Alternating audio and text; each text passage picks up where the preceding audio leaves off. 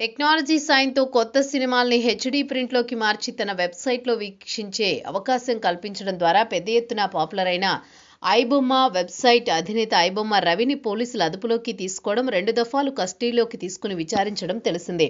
ఈ సందర్భంగా పోలీసులు అడిగిన ప్రశ్నలకు సమాధానాలు ఇచ్చే క్రమంలో రవి వ్యవహరించిన తీరు పోలీసు అధికారుల్లో చర్చగా మారింది. టెక్నాలజీ మీద అతడికి ఉన్న పట్టు, అతడి తెలివితేటల నేపథ్యం, పోలీసు ఉన్నతాధికారులు పోలీస్ జాబ్కు ఆఫర్ చేసిన వైనం వెలుగు చూసింది.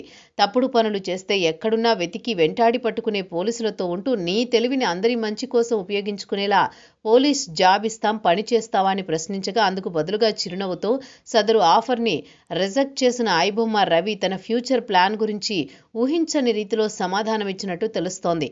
తానెవరి దగ్గర పని చేయాలనుకోవట్లేదని, ఒంటరిగా ఉంటూ తనకు నచ్చిన వ్యాపకంలో పనిచేయాలన్నది తన ఆలోచనగా చెప్పినట్టు తెలుస్తోంది. ఇందులో భాగంగా కరేబియన్ దీవుల్లో రెస్టారెంట్ పెడతానని చెప్పిన రవి అందుకు ఐబొమ్మ రెస్టారెంట్ను ఏర్పాటు చేస్తానని చెప్పినట్టు తెలుస్తోంది.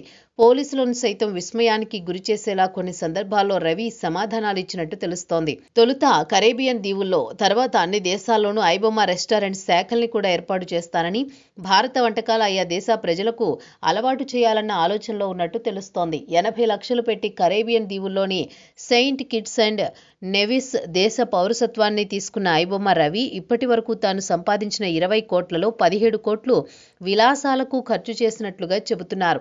ఇందులో వాస్తవం ఎంతన్నది సందేహంగా మారింది. పోలీసుల విచారణ నేపథ్యంలో రవి ఖాతాలో ఉన్న 3 కోట్లు, హైదరాబాద్, విశాఖలో ఉన్న ఆస్తుల్ని సీజ్ చేసిన వైనం తెలిసిందే.